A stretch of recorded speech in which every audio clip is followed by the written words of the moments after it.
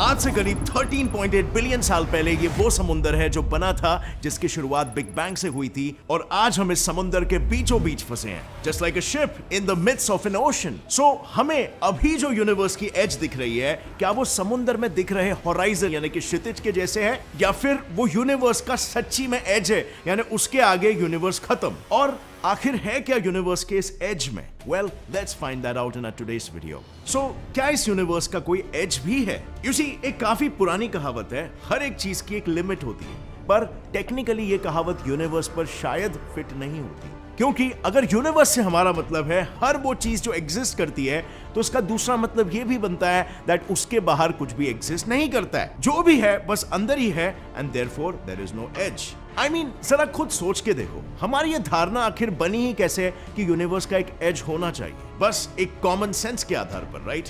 कि अगर हमारा यूनिवर्स 13.8 साल पहले हुए एक बिग बैंग से निकला था, तो आज 13.8 बिलियन साल अपने एक्सपेंशन में वो ऑब्वियसली किसी फाइनाइट डिस्टेंस तक ही एक्सपैंड हो पाया होगा, राइट? ज्यादा से ज्यादा वो एक्सपेंशन कितने दूर तक चला जाएगा, it has to have an end. But you know what, हमारा ऐसा सोचना काफी गलत हो सकता है, और इसे आज नहीं तो कल हमें रोकना ही होगा। क्योंकि देखो, साल 1915 जब बर्लिन में वर्ल्ड वॉर 1 अपने स्टार्ट पर था, तब उस सिचुएशन में एल्बर्ट आइंस्टाइन एक रेवोल्यूशनरी थियरी पेश किए, जिसका नाम था the general theory of relativity. यह थियरी पूरे यूनिवर्स पर अप्लाई करती है, और यहां पर आइंस्टाइन का फंडा बिल्कुल सिंपल था। अगर मास से ग्रेविटी पैदा होती है और ग्रेविटी मोशन को जन्म देती है, तो इतने सारे भारी भरकम ऑब्जेक्ट से भरे इस यूनिवर्स में कुछ ना कुछ उथल पुथल जरूर मच रही होगी। यू नो, ईदर एक्सपेंशन और कॉन्ट्रैक्शन। बस सिर्फ सवाल यहां पर यह था कि क्या? वेल, इस सवाल का जवाब मिला 13 साल बाद 1929 में, जब अमेरिकन एस्ट्रोनॉमर एडविन हबल ने देखा कि कई गैलेक्सीज एक दूसरे से दूर जा रही है, बिल्कुल किसी ठंडे काले समुद्र में टाइटैनिक के टुकड़ों की तरह। And this in essence is what we mean by the expansion of universe. Galaxies के बीच का डिस्टेंस बढ़ना, nothing more nothing less. But if you look at it, यही सारी परेशानी की जड़ है, क्योंकि इस ऑब्जर्वेशन को देखकर लोगों को यह लगता है कि अगर टुकड़े एक दूसरे से दूर जा रहे हैं, तो इसका मतलब पास्ट में कोई तो ऐसी घटना जरूर हुई होगी जिसके फोर्स के चलते ये एक्सपेंशन हो रहा है, लाइक से द बिग बैंग।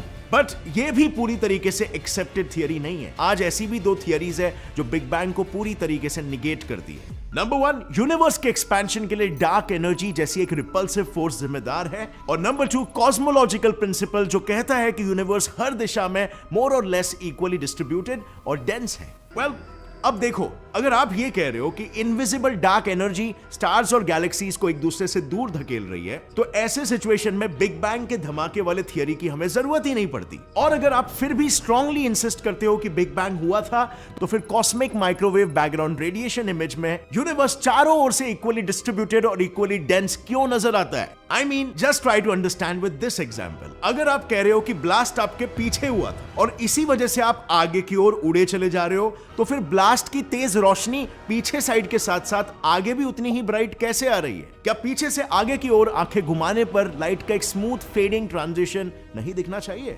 ऊपर से अगर कॉस्मिक माइक्रोवेव बैकग्राउंड रेडिएशन हमारे यूनिवर्स की शुरुआती हीट को रिप्रेजेंट करते हैं, तो इस लाइट स्पीड से भी ज्यादा तेज एक्सपैंड हो रहे इस यूनिवर्स में ये हीट एनर्जी इतनी तेजी से डिस्ट्रीब्यूट हुई कैसे? अब तक डिसिपेट क्यों नहीं हुई है? ये बिल्कुल हो सकता है कि पास्ट में एक नहीं बल्कि बहुत सारे बिग बैंग्स हुए हो, और इसीलिए हीट हर जगह पर डिसिपेट नहीं हुई। और अब ये कितना सच है और कितना झूठ, इसका फंडा हमारे लिए एक ब्लैक होल की तरह है। स्टीफन हॉकिंग ने ब्लैक होल्स एग्जिस्ट करते हैं, ये सिर्फ स्पेस से आती हुई रेडियो वेव्स की मदद से प्रूव किया था। और उनके अंदर क्या है, कितना मास होता है, उनका ओरिजिनल नेचर क्या है, ये सारी चीजें बस थियोरेटिकली ही प्रूवन है। क्या प्रैक्टिकली भी उसका बिहेवियर वैसा ही है, ये हम नहीं जानते। And the same is with big bang. Stephen Hawking ने सिर्फ बिग बैंग की थियरी दी, और वो किस बेसिस पर दिया, उन्हें क्यों ऐसा लगा कि यूनिवर्स की शुरुआत ऐसे ही हुई होगी, इस पर एक अलग से वीडियो बन सकती है। बट अगर आप ये जानना चाहते हो, तो मेरा रिकमेंडेशन होगा a brief history of time from the big bang to black holes. इस बुक को आप कुकू एफएम पर सुनो। यहां पर आपको सिर्फ ऐसे ही साइंस का ज्ञान बढ़ाने वाली किताबें नहीं, बल्कि ऑडियो फॉर्मेट में self empowering books, finance, history, motivation, business, career, leadership जैसे अलग अलग जॉनरास से बुक्स मिलेंगी। और सबसे मजे की बात यह है कि ये सभी रीजनल लैंग्वेजेस जिसकी हिंदी में आप सुन सकते हो। इसके साथ ही कुछ बुक्स बहुत ही बड़ी होती है, तो आपको 5000 प्लस आवर्स का ऑडियो कंटेंट मिल रहा है, जिसमें बुक समरीज भी इंक्लूडेड है। यानी कि आपको पूरी बुक पढ़ने की भी जरूरत नहीं है, उसके गोल्ड नगेट्स आप कम से कम टाइम में हासिल कर सकते हो। यानी कि आप जो चाहो अब और जहां चाहो अपने मनपसंद की बुक्स को सुन सकते हो, और इससे आपका ईयरली सब्सक्रिप्शन सिर्फ और सिर्फ 399 रुपीज है। बट अगर आप नीचे डिस्क्रिप्शन लिंक पर क्लिक करोगे या कूपन कोड GS50 यूज करोगे तो आपको सीधा 50% ऑफ यानी 199 रुपीज में इसका ईयरली सब्सक्रिप्शन। जितने दाम में तो आज के टाइम पे कुछ नहीं मिलता है। बट इतना ही नहीं, एक ऑफर, अगर आप किसी फ्रेंड या फैमिली मेंबर को रेफर करोगे ना तो आपको पर रेफर 100 रुपीज का कैशबैक मिलेगा। तो जल्दी करो, start investing with in your self. Click on the link in the description.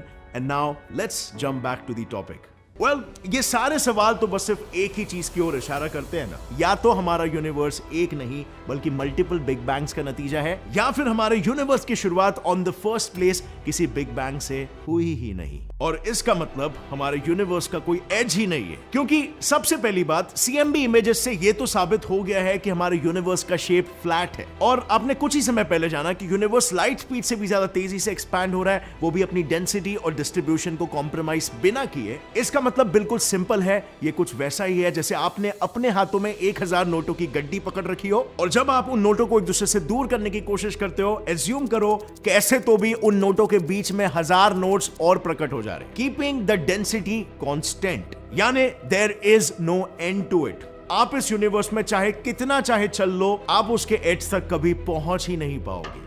लेकिन एक सेकंड, यहां पर हम जब इंडिया से अमेरिका ट्रैवल करते हैं तो हम टेक्निकली पृथ्वी के दूसरे तरफ पहुंचते हैं, वो भी पृथ्वी के कर्वेचर को महसूस किए बिना। तो क्या हमारा यूनिवर्स भी पृथ्वी जैसा स्फेरिकल हो सकता है और हम उसको फ्लैट मानने में जल्दबाजी कर रहे हैं?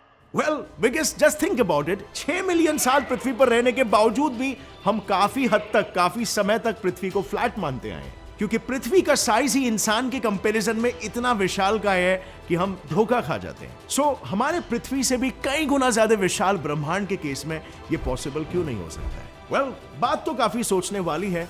But then again, don't you think कि अगर यूनिवर्स फ्लैट नहीं बल्कि कर्व्ड है तो उसमें भी एज एक्सपेक्ट करना बेवकूफी होगा, क्योंकि अगर एक कर्व सरफेस वाला यूनिवर्स अगर एक्सपैंड होता चला गया तो आगे चल के उसके सभी एजेस पूरे 360 डिग्रीज का चक्कर मारकर किसी स्पीयर के रूप में एक दूसरे से कनेक्ट हो जाएंगे, लीविंग बिहाइंड नो एजेस। बस आपको एक कॉस्मिक होराइजन जैसा नजर आएगा, बिल्कुल वैसा ही होराइजन जो आपको समुद्र में नजर आता है। बट देन अगेन, क्या वो होराइजन उस समुद्र का एज होता है? Of course no. आप उस होराइजन के पास चले जाओगे और वो आगे और आगे बस खिसकते ही चला जाएगा, जब तक आप उसी पॉइंट पर वापस ना पहुंच जाओ जहां से आपने शुरुआत की थी। पर शुरुआत, ये वो शब्द है जो सुनने में काफी फैसिनेटिंग लगता है, स्पेशली जब वो हमारे यूनिवर्स के कॉन्टेक्स्ट में होता है। लोग उसके बारे में जानने की कोशिश में उससे रिलेटेड किसी भी थियरी को आंख बंद करके मानने के लिए भी तैयार हो जाते हैं, including scientist themselves. Probably because अगर नहीं माना तो उन्हें यूनिवर्स की शुरुआत से संबंधित अपनी खुद की थियरी पेश करनी पड़ेगी, या एटलीस्ट उससे जुड़े एक पेचीदा सवाल का जवाब देना पड़ेगा, जिसके सामने बड़े बड़े साइंटिस्ट भी घुटने टेक देते हैं कि बिग बैंग से पहले आखिर क्या था।